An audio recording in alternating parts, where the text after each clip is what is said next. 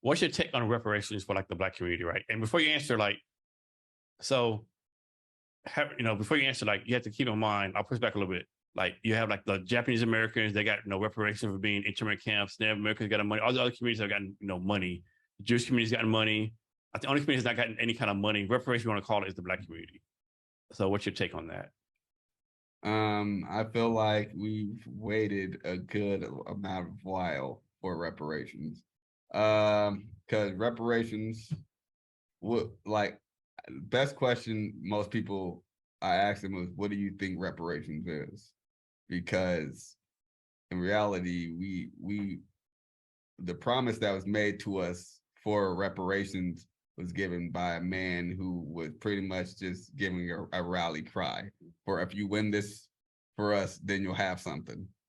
So in reality, 40 acres and a mule, that was supposed to be the quote unquote reparations that was given. But it was never something that was unlocked. It was never something that was 100% promised. So on top of the fact, people claim to be Black.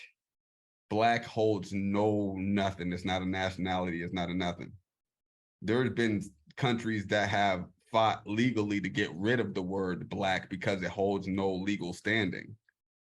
So, and then we get to the point where it's like, Black folks want reparations. But are we going to ignore the white people who also have lineage of slavery, and I'm talking about like people who have Black folks who were a part of their family, who are part of slavery? Well, will we ignore them as well?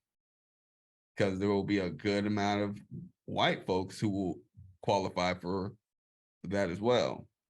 And people are only looking at this skin deep. A good amount of people are looking at it skin deep. But me personally, I don't think that we need reparations. Me personally, I believe that every time the government is put their nose in Black community, it has been no good for the Black community. And I feel like the Black community would thrive without the government, period, and the money that it provides. Talk about this.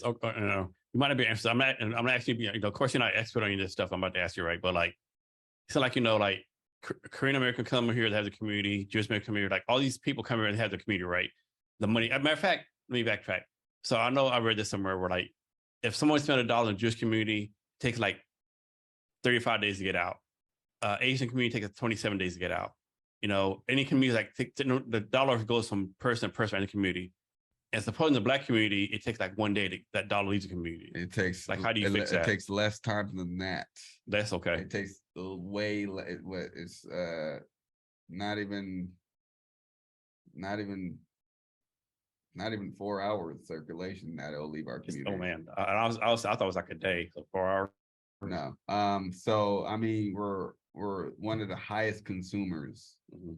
As soon as we get money, it's spent. So. And that's been like, I won't say good or bad, but it's like, that's been like, what's the word, assets? That's been on assets.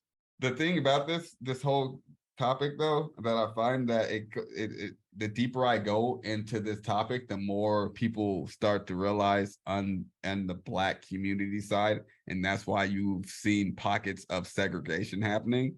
A lot of them have came to the realization that they would need to segregate in order for the Black community to actually thrive.